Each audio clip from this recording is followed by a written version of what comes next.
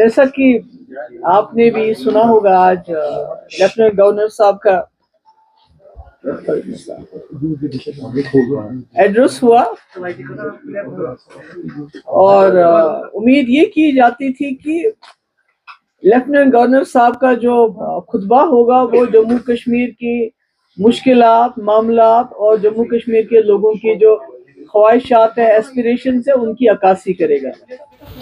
और उसके साथ साथ जो सरकार बनी है अभी हाल ही में यहाँ 3-4 महीने पहले, उनके जहन में विजन होगा कि हमने आने वाले 5 साल में जम्मू कश्मीर को इस मुसीबत से किस तरह निकालना है, उसके बारे में कोई डायरेक्शन की बात होगी। पर अगर आपने भी सुना होगा, मैंने भी सुना, जब 2019 में 5 अगस्त को हमारे जो होम मिनिस्टर हैं अमित शाह जी, उन्होंने जो 370 को 35 को इलीगली अनकॉन्स्टिट्यूशनली ख़त्म करके पार्लियामेंट में जो तकरीर की थी, और उसके बाद जितने भी यहाँ एलजी आए तो उनकी तकरीरें, चाहे 26 जनवरी हो, चाहे कोई फंक्शन हो, चाहे अभी जो हमारे प्रेजेंट एलजी हैं, इनकी तकरीरों को अगर आप देखेंगे तो मुझे लगता है इस गवर्नर एड्रेस में और उन तकरीरों में कोई फ़र्क नहीं है।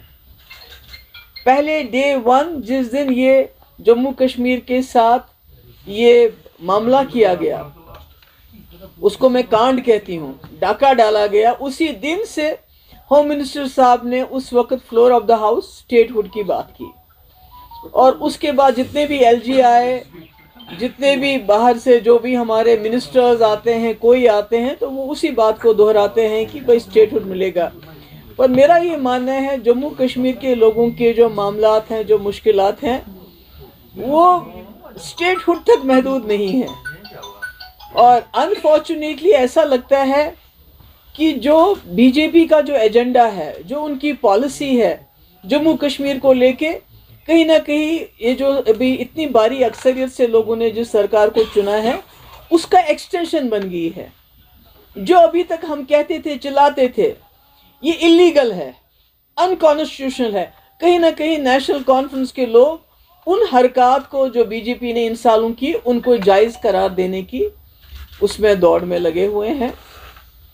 और जितना भी हमारा डिसएम्पावरमेंट हो गया 2019 के बाद, डिसपोजिशन हो गया है, उसको एड्रेस करने की कोई बात नहीं है कहीं पर भी। और अनफॉर्चुनेटली हमारे चीफ मिनिस्टर साहब कहते हैं कि मैं जी केजरीवाल नहीं बनना चाहता हूँ। आपको कोई केजरीवाल बनने के लिए नहीं कह रहे हैं, मगर खुदारा अपने लोगों की इज्जत नफ्स, उनके हुकूक के लिए तो खड़े हो जाइए। ये मतलब चीफ मिनिस्टर बनना तो ठीक है, मिनिस्टर बनाना तो ठीक है, मगर इसका मकसद क्या है? आपको लोगों ने वोट किस लिए दिए हैं? इसलिए दिए थे कि जो पिछले 2019 से यहाँ पर जो एक माहौल बना है, जो हमें बेइख्तियार किया जाता है, जो हमारी प्रॉपर्टी, हमारी जो मिनरल से, हमारे जॉब से, हमारी नौकरियों से, हर चीज़ से हमें आहिस्ता आहिस्ता बेदखल किया जाता है। तो लोगों ने इसलिए चुना था कि आप उसका इलाज करेंगे। गवर्नर एड्रेस में तो उस रेजोल्यूशन जो नेशनल कॉन्फ्रेंस क्लेम करती है, दावा करती है कि हमने जी 370 पर रेजोल्यूशन लाया, हालांकि उसमें उस 370 का कहीं जिक्र नहीं था। गवर्नर एड्रेस में उसकी भी जुर्रत नहीं की है इस कैबिनेट ने कि उसका तज़किरा हो। तो मैं समझती हूँ कि ऐसे में हम और क्या कहें, यही कहेंगे कि हमें तो ताना देते हैं ये, आपने जी बीजेपी के साथ सरकार बनाई, मगर हमने बीजेपी के साथ सरकार बनाने के बावजूद यहाँ पीडीपी का एजेंडा चला। जो एजेंडा ऑफ अलायंस बना वो भी पीडीपी का एजेंडा था। जो हमने 2 साल, मैंने और 10 महीने मुफ्ती साहब ने बीजेपी के साथ काम किया, उसमें भी पीडीपी का एजेंडा चला। चाहे पत्थरबाजों को एमनेस्टी की बात हो, चाहे हुर्रियत वालों को लेटर लिखने की बात हो, चाहे डायलॉग की बात हो, चाहे ऑल पार्टी डेलीगेशन लाने की बात हो, चाहे सीज फायर की बात हो, चाहे बीजेपी के 2 मिनिस्टर कुटवा रेप में ड्रॉप करने की बात हो, जो जिसमें उन्होंने जलसे में शमूलियत की थी। तो हमने तो उस वक्त बहुत मुश्किल हालात में, हालांकि सिचुएशन बहुत ख़राब थी, और हमने अपना एजेंडा चलाया। आज लगता है बदकिस्मती से कहीं ना कहीं नेशनल कॉन्फ्रेंस हैज़ उस कम कर गए हैं, और वो कहीं ना कहीं जो बीजेपी पिछले 2019 से एक नैरेटिव चला रही है, देखिए, एक लेजिस्लेटर कैसे जुर्रत करता है, वो डिक्टेट करता है स्पीकर साहब को कि आप जी एंटी नेशनल और कोई ऐसा जो है रेजोल्यूशन या उसको accept, it is the job of the speaker. Who is the BJP MLA to dictate it? मगर स्पीकर साहब खामोशी से सुनते रहे, मुस्कुराते रहे और सर हिलाते रहे, ये ठीक है। तो कहीं ना कहीं मुझे लगता है जिस उम्मीद से लोगों ने वोट डाले थे, 70% लोगों ने वोट डाले और एक जमात को यहाँ वोट डाले। जम्मू में बीजेपी को मिला, यहाँ ओवरऑल एनसी को मिला। तो कहीं ना कहीं मुझे लगता है कि उनकी, मैं नहीं कहती हूँ कि उन्होंने 4 महीने में ही पता नहीं क्या कमाल करना था, मगर जबान देखिए, बीजेपी 1947 से 48 जब से जम्मू कश्मीर का इलाहाक हुआ, उसके बाद स्पेशल पोजीशन मिली, तब से वो 370 के मुखालिफ बात करते रहे। उनके पास कोई ताकत नहीं थी। और आज उमर साहब कहते हैं कि मुझे 370 बीजेपी से कैसे लूंगा। तो अगर वो 70 साल जब उनके पास कोई ताकत नहीं थी इसको छीनने की बात करते रहे, तो कम से कम आप 370 जबान पे लब कुशाई कर लीजिए कि ये गलत हुआ है, ये नहीं होना चाहिए, इसको हम रेस्टोर, हम नहीं कहते हम अकेले रेस्टोर करेंगे, हम सब मिलजुल के इसको रेस्टोर। मगर मेरा ये कहना है कि जम्मू कश्मीर इस वक्त सिर्फ 370 या स्टेटहुड की बात पे नहीं अटका हुआ है। हमारे मामलात बहुत हैं, जिसके लिए आपने खुद भी सुना होगा कि हमने कई बिल्स लाए हैं, जिसके लिए मैंने उमर साहब को लेटर लिखा, मैंने कांग्रेस को लेटर लिखा, मैंने पीसी को लेटर लिखा और मैंने उनसे कहा कि ये पॉलिटिक्स को अलग करके ये हमारे मुद्दे हैं जो हम सब लोगों के मुद्दे हैं। उसमें सबसे बड़ा मुद्दा जो मैं समझती हूँ, एक तो है जो हमारे डेली वेजर्स हैं। कई लोग कहते हैं मैंने अपने वक्त में किया था, मैंने SRO 520 लाया था, सब कुछ हमने मुकम्मल किया था, तकरीबन 1 लाख डेली वेजर्स का बायोमेट्रिक हो गया था। सरकार गिरी, वो रुक गया। अभी भी वो सारा कुछ उनके पास, सरकार के पास रिकॉर्ड है। अगर वो चाहें तो 520 SRO के तहत इनको रेगुलराइज करेंगे। इनकी लाइफ बहुत ख़राब है। 30-30, 20-20, 25-25 साल से ये लोग काम करें। और मैं आपको ये बताना चाहती हूँ, अगर ये लोग डेली वेजर्स डिपार्टमेंट्स में ना हो, ना हमारी बिजली चलेगी, ना हमारा पानी चलेगा, ना हमारा इरिगेशन चलेगा, ना कोई डिपार्टमेंट हमारा काम करेगा अगर ये डेली वेजर नहीं। डेली वेजर के बलबूते पे ही डिपार्टमेंट्स चलते हैं। तो मैं उम्मीद करती हूँ इस बिल पे सरकार जो है, सरकार की मदद भी हमें हासिल होगी। और जो बाकी जमातें हैं उसमें हमने बीजेपी को भी लेटर लिखा कि ये साझा मामला है, डेली वेजर जम्मू में भी, कश्मीर में भी, इसमें हमारी मदद कर लीजिए। दूसरा, प्रॉपर्टी राइट। जैसे कि मैं बार बार कहती हूँ, 2019 के बाद एक होड़ लगी हुई है, नौकरियों से हमारे लोगों को निकालते हैं। अगर कोई जॉब निकलती है उसमें बाहर के लोग भी इंक्लूड किए जाते हैं। इसी तरह हमारी ज़मीन, आप देखिए, हज़ारों कनाल ज़मीन रेलवे के नाम पे, डेवलपमेंट चाहिए हमें, मगर रेलवे के नाम पे, रोड्स के नाम पे, जो रोड ऑलरेडी बने हैं दूसरा रोड बनाओ, पैरेलल रोड बनाओ। जैसे वहाँ आपका मुगल रोड पर टनल बनाने के बजाय दूसरा रोड बनाओ। इसी तरह सैटेलाइट टाउन के नाम पे, इसी तरह जो बाहर के बड़े बड़े लोग हैं उनको इंडस्ट्री के नाम पे हमारी ज़मीन कौड़ियों के दाम इसको दी जा रही है। मगर जो यहाँ लोग रहते हैं, जिनके पास 12-13 मरले, 14 मरले, 8 मरले जिनने मकान बनाए हैं, तो उनको आपने पता है कई बार बुलडोज़र चला, और ये बुलडोज़र ज़्यादातर जम्मू में चलता है, और वो भी उन एरियाज़ में जहाँ बेचारे गरीब, गुजर, ट्राइबल, पहाड़ी लोग या कोई कश्मीरी भी मुसीबत में चला गया वहाँ रहता है, तो रोज़ कहीं ना कहीं वहाँ बुलडोज़र चलाया जाता है। तो हमने कहा कि ये ज़मीन जो जम्मू कश्मीर की है, ये यहाँ के लोगों का पहला हक बनता है। जो यहाँ रहते हैं, जिन्होंने छोटा सा घर बनाया हुआ, अपना आशियाना बनाया हुआ है, उसको ये हुकूक मिलने चाहिए। कहीं ना कहीं ऐसा ना हो कि आप सारी ज़मीन सिक्योरिटी फोर्सेस के कैंप्स के लिए आप बहुत ज़मीन देते हो, सड़क के नाम पे, सैटेलाइट टाउन के नाम पे जो अभी ज़मीन दी जा रही है, मेरे ख्याल में 1,80,000 कनाल ज़मीन जा रही है वो, और उस पर भी कोई हमारा सरकार की तरफ से जवाब नहीं आई, सैटेलाइट टाउन किन के लिए बनाए जा रहे हैं। तो अगर इसी तरह हमारी ज़मीन जाती रही और हमारे लोगों को बुलडोज़र का सामना करना पड़ा छोटी छोटी जगह बचाने के लिए, तो कहीं हमारी सिचुएशन, हमारे हालात, चाहे वो जम्मू का डोगरा हो, चाहे वो कश्मीरी हो, चाहे हमारा गुजर हो, पहाड़ी हो, जो भी लोग हैं इस जद में आते हैं, हमारे हालात रोहिंग्या जैसे ना हो जाए। तो इसलिए मेरी फिर से गुजारिश है सरकार से और उनकी जो इकाई हैं उनके साथ जो उनके अलायंस पार्टनर है और पीसी से और बीजेपी से कि इसमें हमारी मदद कर लीजिए कि ये प्रॉपर्टी राइट्स उनको दिए जाएं जिनके पास इस वक्त छोटे छोटे घर हैं इसमें गवर्नमेंट लैंड में। और उसके बाद ban on sale of alcohol, इसमें पब्लिक ड्रिंकिंग को बिल्कुल बंद होना चाहिए। तो आप जानते हैं कई लोग इस पे भी कहते हैं कि इन्होंने अपने टाइम में क्यों नहीं किया। आप लोग गवाह हैं 2019 से पहले चाहे नेशनल कॉन्फ्रेंस की सरकार थी या हमारी सरकार थी, पीडीपी की सरकार 1947 से लेके आज तक मुफ्ती साहब कुल 3 साल और 10 महीने चीफ मिनिस्टर रहे और मैं 2 साल रही हूँ। तो 6 साल में कहते हैं आपने क्यों नहीं किया। तो मैं ये कहना चाहती हूँ आपको भी मालूम है इससे पहले 2019 से पहले 2 दुकानें कैंटोनमेंट में होता था और डलगेट में होती थी। अगर आप आज देखेंगे आज ये बहुत बड़ी वबा है। और दूसरी जो टूरिज़्म को लेके बात करते हैं कि ये टूरिज़्म के लिए है, तो मैं कहना चाहती हूँ कि पूरे मुल्क के अंदर अगर कहीं टूरिस्ट सेफ है, सबसे ज़्यादा टूरिस्ट जो लड़कियाँ जो लेडीज़ हमारी बहनें हमारी बच्चियाँ अकेले ट्रैवल करती हैं वो कश्मीर में करती हैं।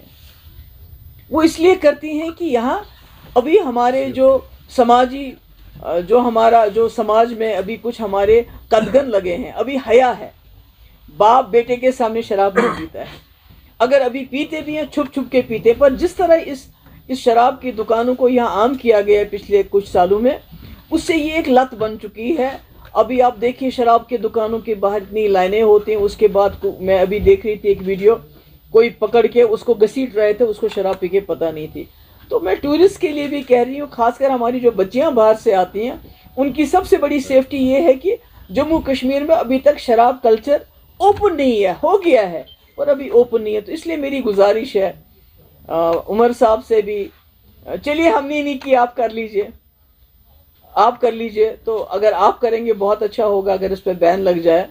और इसमें जो हमारे बच्चे जो ड्रग एडिक्शन है हमारे बहुत ज़्यादा है, और ये जो कंबाइन होते हैं दोनों, तो ये बहुत ख़तरनाक है। ड्रग्स में तो पुलिस बहुत अच्छा काम कर रही है और उम्मीद करते हैं हम ज़्यादा काम करेंगे, मगर इसमें भी हम चाहते हैं ये हमारी मदद करें।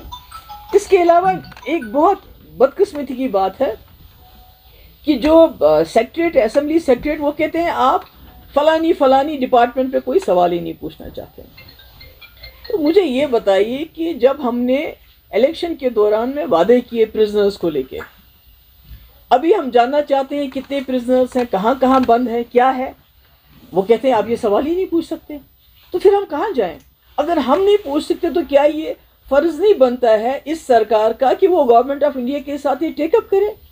हमने भी एक जो है लेटर भेजा है, कम्युनिकेशन भेजा है, डीजी को भेजा है, चीफ सेक्रेटरी को भेजा है, हमारे वकील जो अब्दुल मजीद डार साहब है, सुप्रीम कोर्ट वकील है, खुर्शीद आलम की तरफ से, कि हमें लिस्ट बताइए कि हमारे जम्मू कश्मीर के कितने कैदी हैं, कहाँ कहाँ हैं, उनके नाम बताइए, ताकि वो बहुत गरीब घरों के लोग हैं। खासकर श्रीनगर में अगर आप देखेंगे उनके पास इतना पैसा भी नहीं है कि वो उनसे मिलने जाएं।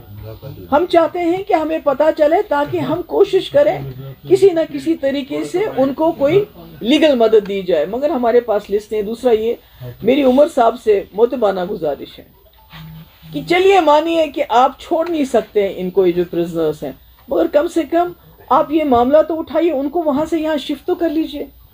बहुत बुरी हालत है। कई ऐसे लोग हैं जो कैंसर के पेशेंट हैं,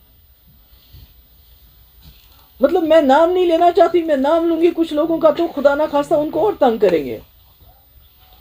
तो मैं इनसे यही कहूंगी कि कम से कम ये जो हमारे पॉलिटिकल प्रिजनर्स हैं उनकी हमें डिटेल चाहिए, उनके नाम चाहिए, वो कौन कौन से जेल में बंद है, उनका ट्रायल भी नहीं हो रहा है उनका, और जिनका ट्रायल होता है वो इतना स्लो है कि बेचारे माँ बाप कहाँ से लाएंगे इतना पैसा, इतने सालों साल ट्रायल चलाते रहेंगे। दूसरा ये जो पासपोर्ट अगर आप मिलता भी है पर नो फ्लाई लिस्ट पे आपका नाम है तो क्या करेंगे, उस पासपोर्ट का क्या फ़ायदा है? तो इसका चाहती हूँ कि जो नेशनल कॉन्फ्रेंस की सरकार है ये इशू को गवर्नमेंट ऑफ इंडिया के साथ टेकअप करे। और ये जो बिल्स हैं, पहले तो खैर मैं मीटर में नहीं जाऊँगी क्योंकि इन्होंने कहा था कि मीटर, उमर साहब ने कि मीटर को जो बात करेगा तो मैं खुद देख लूँगा अक्टूबर के बाद, मगर आज वो कहते हैं 100% मीटिंग होनी चाहिए और गवर्नर साहब ने उसका आज भी जिक्र किया है। मगर मैं कहती हूँ जो गरीब लोग हैं, जो इकोनॉमिकली बहुत वीक हैं, कम से कम उनको वन टाइम माफ़ी देनी चाहिए, माफ़ करना चाहिए। उनका जो फीस है हज़ारों में है, कईयों का लाखों में फीस आ गया है, वो बेचारे कहाँ से लाएंगे। और बिजली काटी जाती है। तो उमर साहब सीतारमन जी से, ये निर्मला सीतारमन जी से सवाल उठाएं, उनसे बात करें कि हमारे यहाँ बहुत ही हालात ख़राब रहे, मुश्किलात रहे, तो कम से कम जो बहुत गरीब तबका है उनकी ये फ़ीस वन टाइम माफ़ की जाए।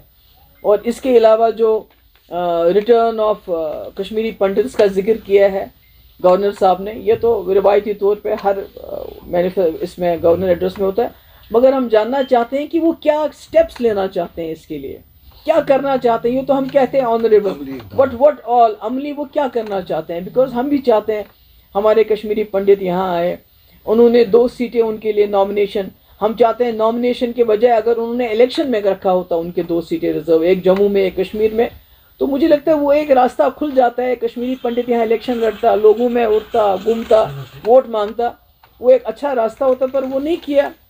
तो इसलिए मैं, ये है जो हमने खुर्शीद आलम साहब की तरफ से चीफ सेक्रेटरी को और डीजी को लेटर गया है कि हमें जितने भी प्रिजनर्स हैं जम्मू कश्मीर के, उनकी लिस्ट दे दीजिए। हम आरटीआई भी करना चाहते हैं, मगर पहले भी किसी ने आरटीआई किया गया तो उसको ये जवाब मिला कि ये सिक्योरिटी मामला, इसका हम जवाब नहीं दे सकते हैं। इसलिए we went directly to chief secretary and DG साहब। हम चाहते हैं इन घरों की किसी न किसी तरीके से कोई ना कोई मदद हो जाए, और मैं उम्मीद करती हूँ कि उमर साहब इनका मसला उठाएंगे कि इनको यहाँ शिफ्ट किया जाए। इसके अलावा अगर आपको कोई सवाल पूछना चाहते हो तो मैम, मेरा आपसे सवाल है, जो पोल प्रोमिसेस नेशनल कॉन्फ्रेंस की जानिब से किए गए थे, चाहे वो फ्री राशन का हो या 200 यूनिट्स इलेक्ट्रिसिटी के हो, 1 लाख नौकरी जी, उस हवाले से आपकी क्या कहना है, आपकी क्या तासुरात नहीं, देखिए मैं कहती हूँ, मैं I will not right be very unreasonable. मैं ये नहीं कहूँगी कि रातों रात ही ये सब हो जाना चाहिए, मगर कुछ चीज़ें अब तक होनी चाहिए थी। जैसे उन्होंने राशन के बारे में बात की थी तो कहीं ना कहीं वो होना चाहिए था। जैसे उन्होंने बिजली के बारे में बात की थी वो होना चाहिए था। अभी भी वही सिलसिला है, जो रिक्रूटमेंट होती है वो एप्टेक के जरिए होती है। Aptech is a black listed company, आपको मालूम है। और उन्होंने कहा था 1 लाख नौकरियां हम देंगे, उसका कोई अभी जिक्र नहीं हो रहा है। तो मैं कहती हूँ इससे बड़ी बात जो है, जो यहाँ ह्यूमन राइट्स वायलेशन अभी कंटिन्यू कर रहे हैं। अभी आपने देखा बारामूला, सोपोर में, बुमाई में वसीम मीर, और आपने कुठवा में देखा वो जो मखन दिन, किस तरह बेदर्दी से उनकी जानें ली गई। और अफसोस तो ये है कि हमारी ये जो सरकार है, इन्होंने मतलब वो कहते हैं मैं क्या करूं, क्या कर सकते हैं आप। बात करना हमारा काम है, इशू उठाना हमारा काम, आपका काम है एक्शन करना। आप फ़ोन कर सकते थे डिफेंस मिनिस्टर को, आप होम मिनिस्टर को फ़ोन कर लीजिए कि ये नहीं चलेगा, दिस इज़ नॉट डन। तो मैं तो चीफ मिनिस्टर थी जब मैंने आर्मी के खिलाफ यहाँ एफआईआर दिया, और सीतारमन को फ़ोन पे सीधे बताया। उस वक्त वो थी डिफेंस मिनिस्टर थी वो। मैंने उनको बोला, मैंने कहा इसने गलत किया, so we are going to take action, we are going to launch an FIR. कर ली हमने। तो मैं कहती हूँ कि कुछ तक कहीं तो अपने लोगों के लिए खड़ा होना पड़ेगा ना। आप नवीन पटनायक बनना चाहते हैं, आप केजरीवाल नहीं बनना चाहते हैं, आप ममता बनर्जी नहीं बनना चाहते, आप नवीन पटनायक बनना चाहते हैं, मगर कम से कम ये तो उड़ीसा नहीं है। यहाँ तो लोगों के रोज़ छापे पड़ते हैं। अब छापों में तेज़ी आई है, बंद नहीं हुआ है, लोगों को नौकरियों से निकाला जाता है, आप खामोश रहते हैं। आप सिर्फ कहते हैं मैं कन्फ्रंटेशन नहीं लेना चाहता हूँ। तो फिर सरकार किस लिए है कि अगर वो दिल्ली के साथ कन्फ्रंटेशन हम भी नहीं चाहते हैं, मगर बात तो करनी है।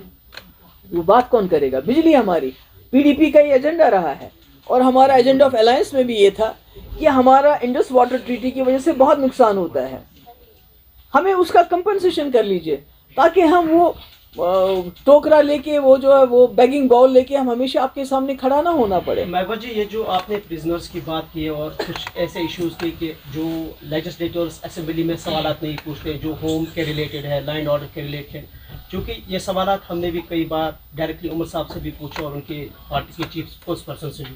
तो वहाँ से कहते हैं कि एक तो जॉइंट के रीऑर्गेनाइजेशन एक्ट में क्लियर बताया गया है कि dos and don'ts short form में। दूसरा ये कि जो लैंड ऑर्डर होम वगैरह ये इनके कंट्रोल में नहीं है, इसको डायरेक्टली या तो होम मिनिस्टर देखते हैं या तो यहाँ के लेफ्टिनेंट गवर्नर देखते हैं। सो इस सूरत हाल में शायद इनके पास नहीं, मतलब आप नॉर्मलाइज ये सब, इसका मतलब है जो 2019 को हुआ, जो रीऑर्गेनाइजेशन एक्ट किया, जो उन्होंने कानून हमारे पे मुसल्लत किए, उनको चुपके से मान के, उनके बारे में बात ना करके, कोई रेजिस्टेंस करके आप वो सब कुछ नॉर्मलाइज कर रहे हैं। You are not saying this is not, ये अगर आपने यहाँ ये ज़मीन का मामला है, इसको ठीक बात तो करनी है ना आपने। अगर आप चुपके से हर बात मानते हैं, इसका मतलब आप नॉर्मलाइज कर रहे हैं, आप कहते हैं सब कुछ जो हुआ है वो ठीक ठाक हो गया। जैसे उमर साहब ने अभी दिल्ली में कहा कि 370 के बाद यहाँ हालात ठीक हो गए हैं, इसका मतलब है you are normalising what is abnormal. हमारे लिए तो एबनॉर्मल है, अभी भी हमारे लोगों को नौकरियों से निकाला जाता है, इट्स एबनॉर्मल। कोई एक्सप्लेनेशन नहीं दिया जाता है, कुछ नहीं दिया जाता है। हमारा हज़ारों कनाल ज़मीन अभी भी अपनी मर्ज़ी से जिसको देना चाहते हैं दे देते हैं, और हमारे लोगों को जो है घरों से निकाल के उनकी ज़मीनें उनसे बुलडोज़र चलाते हैं। तो अगर हम कहें कि ये सारा सेंटर का है, हमारा कुछ नहीं है, that means we are normalising it. Vaibhav ji, आपने अभी बताया कि 70 सालों से बीजेपी का ये एजेंडा रहा है, 370 जो 2019 को हुआ, आपको भी ये पता था, फिर आपने सरकार बनाई क्यों? ये इसलिए मैं पूछ रहा हूँ क्योंकि जो आज की मौजूदा सरकार है वो आप पर ब्लेम कर रही है कि जो कुछ भी यहाँ पर हुआ वो पीडीपी की रही है। देखिए, सरकार हमने बनाई और मुझे फख्र है, मैंने उस बीजेपी को घुटनों पे लाया जो कहती थी हम 370 खत्म करेंगे, और उनको हाथ नहीं लगाने दिया जितने देर में सरकार में थी। मुझे बताइए उमर साहब, एक एफआईआर वापस, आज की बात नहीं, जब ये चीफ मिनिस्टर थे इन्होंने एक एफआईआर वापस ली, क्योंकि कांग्रेस के साथ इनकी सरकार थी, जुर्रत की एक एफआईआर वापस ले। अफजल गुरु को फांसी लगी तो उमर साहब ने क्या कहा, मैं डेली वेजर हूँ। मेरे वक्त में एक बात बताइए कि जो बीजेपी की मर्जी से हुई हो, हमने अपना एजेंडा चलाया। अगर हम ताने देने लगे तो 47 किसने किया, इलाहाक का के ऊपर सवालिया निशान 53 में किसने डाला, यहाँ के लोगों को जहनी तौर पे किन्होंने बिल्कुल वो अनसर्टन माहौल ख़राब कर दिया। कभी हिंदुस्तान, कभी आज़ादी, अब फिर उमर साहब ने कहा प्लेबिसिट। तो अगर हम इल्ज़ाम देने के लिए आए तो 75 में किसने नॉर्मलाइज किया प्राइम मिनिस्टर को चीफ मिनिस्टर बनाना, सदर रियासत को गवर्नर बनाया, मैं नाम लूँ उनका। 87 में किसने दानियाँ करके यहाँ कब्रिस्तान बनाए, किसने किए दानियाँ? सलाउद्दीन किसने बनाया? यासीन मलिक आज जेल में है तो किसकी वजह से है? 96 में जब यहाँ लाखों लोगों ने कुर्बानियाँ दी, उसी तनख्वाह पे काम करके इलेक्शन लड़ने के लिए कौन तैयार हुआ? नेशनल कॉन्फ्रेंस से हम, बजाय कोई मांगने के लिए भी पहले मुझे ये चीज़ें दे दीजिए, उसके बाद मैं इलेक्शन लड़ूंगा। क्या फारूक साहब के पास उनको ताकत नहीं थी? वो तो रोज़ कहते हैं कि जी दिल्ली वालों ने मेरे पाँव पकड़े कि आप आ जाओ वापस जम्मू कश्मीर को संभालो। अगर वो इतने ताकतवर थे, अगर दिल्ली वाले इतने मजबूर थे, तो उस वक्त क्यों नहीं उन्होंने कहा कि मैं तब तक इलेक्शन नहीं लड़ूंगा जब तक आप ऑटोनॉमी का मेरा रेजोल्यूशन ये नहीं मानते हो? तो अगर हम मुंह खोलने पे आएंगे फिर तो बात बहुत आगे तक चलेगी। मुझे फ़ख्र है बीजेपी के साथ सरकार बनाने के बाद जो मैंने किया, जो हमने एजेंडा चलाया। आपका सारा जम्मू कश्मीर सैलाब में तबाह हो चुका था, 80,000 करोड़ रुपए लाया हमने, सड़कें मकान सब तबाह था। आज पता नहीं चलता है कि वो खुदा ना खासा ऐसा सैलाब आया था। मुझे बताइए तो है, एक कौड़ी के लिए अभी दरवाजे पे जाते हैं और वहाँ से खाली हाथ लेके आते हैं। और 50 मेंबर है इनके पास, मेरे पास 50 नहीं थे, मेरे पास सिर्फ 28 थे। तो ये तो बातें आहिस्ता आहिस्ता लोगों को समझ आ जाएगी। मैम, आपको नहीं लगता ये सियासी इख्तिलाफात, ये झगड़े पास से पुश्त रख के तमाम सियासी जमातों को, रीजनल पार्टीज को एकजुट होना चाहिए? स्टेट, मैंने बोला ना, ये जो 3 बिल्स लाई हैं, मैम पूरा सवाल, क्योंकि नेशनल कॉन्फ्रेंस का भी कहना है जो यहाँ पे स्टेटहुड रेस्टोर नहीं हुआ है, यही चीज़ है, यही नहीं, मुझे बताओ ये जो रेगुलराइजेशन ऑफ डेली वेजेस, इसके लिए कौन सा स्टेटहुड चाहिए आपको? बाकी चीजें तो नहीं, ये कर लेना पहले। शराब के ऊपर बैन लगाने के लिए कौन सा स्टेटहुड चाहिए आपको? प्रिजनर्स को वापस लाने के लिए कौन सा स्टेटहुड चाहिए? जमीन को रेगुलराइज करने के लिए कौन सा स्टेटहुड चाहिए? नौजवानों को 1 लाख नौकरियां आपने बोला, उसके लिए कौन सा स्टेटहुड चाहिए? बिजली में एमनेस्टी देने के लिए कौन सा स्टेटहुड चाहिए?